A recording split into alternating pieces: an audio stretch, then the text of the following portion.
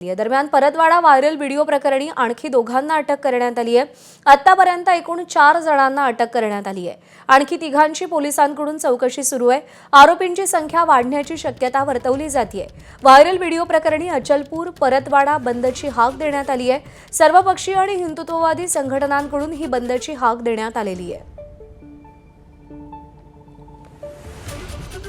परतवाडा अचलपूर हा जुळा शहर आज कडकडीत बंद आहे। काल रात्री व्यापाऱ्यांची एक बैठक झाली। हिंदुत्ववादी संघटना, व्यापारी आणि सर्व पक्षीय यांची मिळून एक बैठक पडली, ज्यामध्ये निर्णय घेण्यात आला की आज आपण संपूर्ण शहर हे बंद ठेवू, कारण घटनास्थिती एवढी गंभीर झालेली आहे। परतवाडामध्ये जो अयान अहमद तन्वीर अहमद आहे 19 वर्षाचा, यांनी अश्लील व्हिडिओ काढून तरुणींचे जे व्हिडिओ आहे ते सोशल मीडियावर व्हायरल केलेले, त्यामुळे संतापाची लाट अमरावती जिल्ह्यामध्ये उमटताना आपल्याला पाहायला मिळाली।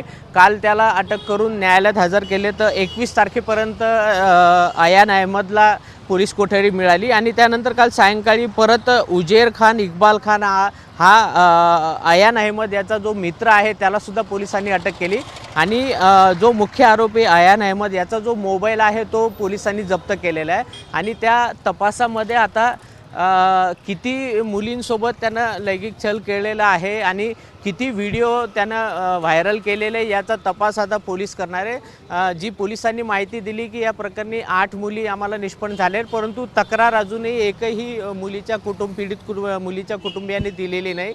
त्यामुळे पोलिसांनी सुद्धा आवाहन केलेले आहे की आम्हाला तक्रार द्या। सध्या पोलिसांनी सुमोटो दाखल केलेला आहे, परंतु जर तक्रारी जर आली तर योग्य कारवाई करण्यामध्ये आम्हाला मदत मिळेल असं पोलिसांनी आवाहन केलेले आहे। आज अचलपूर आणि परतवाडा हे कडकडीत बंद आपल्याला पाहायला मिळते। कॅमेरामॅन अमोल देशमुखसह प्रणय निर्माण, ABP माझा, परतवाडा, अमरावती।